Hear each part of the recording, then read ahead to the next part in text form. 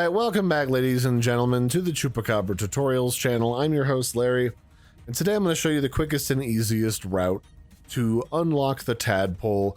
All three of these chunks are super close together and relatively easy to get in a relatively safe space.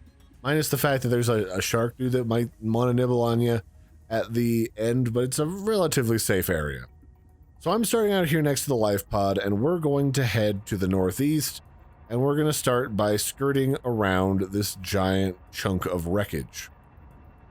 You can either go over or through, doesn't really matter. What we're looking for is an underwater current.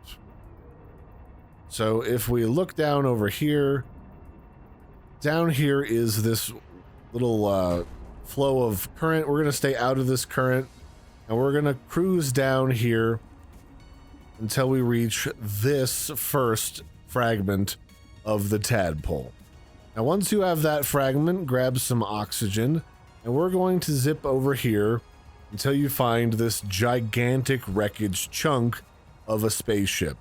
Inside of this giant wreckage, you will be able to dive down directly underneath of it, and inside of this docking bay is the second fragment for the Tadpole.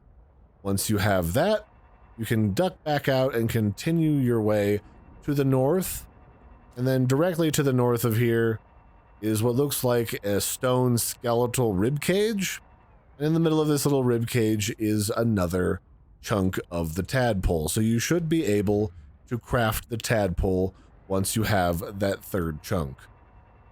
You'll just have to craft a vehicle crafting bay inside of a base though, so it does take a little bit of investment and some time and a little bit of farming, but it's relatively easy to put together after you've got all three fragments.